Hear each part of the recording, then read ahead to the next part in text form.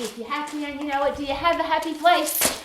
I'm in my happy place, which is my garden. Do you have one of those? It's been suggested that as humans we need 3 places that we feel safe, secure, happy, we love. And one of them should be our home, one of them should be the place where we go to earn money, and the third place. Now the concept of the third place is something to consider if you're in business, to create a third place for people where they feel really comfortable to go.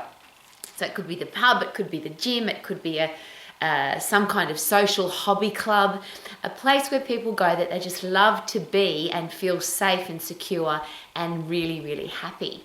Now, happiness, of course, doesn't come from being in a place. Happiness comes from the inside, comes from having the right chemicals in your brain.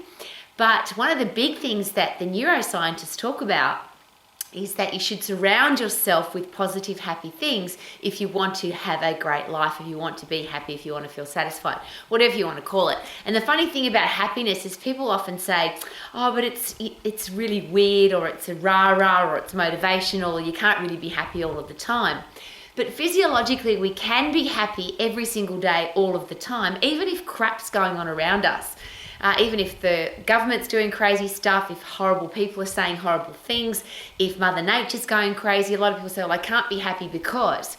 But we can choose on the inside, physiologically, if we've got the right chemicals. And that, of course, comes from getting puffed. It comes from lifting heavy. And my mantra, which is learn, laugh, huff, puff, lift. So if you huff and puff, get really puffed, you'll get fit. If you overload your muscles and bones, you'll get strong, which causes the chemical responses in your body, the fight and flight, to allow you to feel happy. Learning then is really easy, and the more you learn, the more your brain goes into overload, and the more your brain wants to work, and the more your brain wants to learn, and the more effective your brain will work, the younger you'll stay for longer.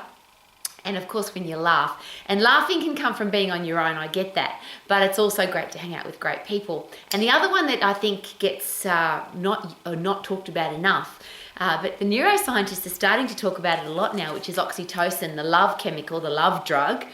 And if you haven't got great people in your life, the suggestion is get yourself a dog, get yourself a pet. And if you can't have a dog because you live in an apartment, or it's not possible for you to have a dog that you have all of the time, go to a animal rescue or a welfare or the pound and offer to volunteer, walk the dogs, wash the dogs, just hang out with animals, because your brain fills up with happy drugs when you hang out with animals. So my question is this: do you have a happy place? And if not, is it time to get one? A place where you can go and think, a place where you can be by yourself, a place that makes you feel excited. And that's why I love my garden. Whether it's raining, whether it's cold, whether it's hot, whether it's windy, whether it's the start of the day or the end of the day, I just love being in my garden because it gives me all of those things. It makes me feel happy, yes, because I'm learning about stuff every day. My garden's teaching me stuff every day. I'm creative, so my brain is constantly expanding. What can I do with this rock? What can I do with this piece of wood? How can I make this area look amazing? I laugh a lot because I do stupid stuff and I fall over and I drop stuff on my toes, and for me, I have to laugh, because if I don't laugh, I'll cry. So I laugh a lot in the garden because I hurt myself a lot because I'm doing everything at 100% effort, and that's where the puffing comes from and the overload of my muscles and bones comes from. And I'm sharing that with you. You might hate gardening, and I used to too. I thought I would never ever be a gardener, but it might be music, it might be a sport, it could be a hobby. It could be rock climbing, water skiing, mountain biking, martial arts, dancing, macrame, knitting. It doesn't matter. As long as you've got a place where you can feel that the rest of the world will leave you alone, and you can just do your thing.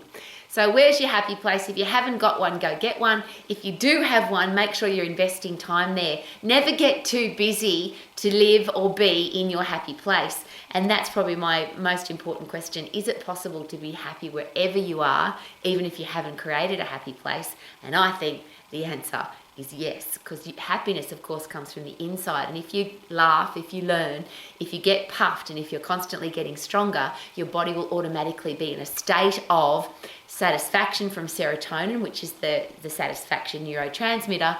You'll feel rewarded because you're fighting and flighting, so you're overcoming a challenge. And if you're learning, you're overcoming a challenge. So your brain, your body will constantly be in that physiological state of, I love my life.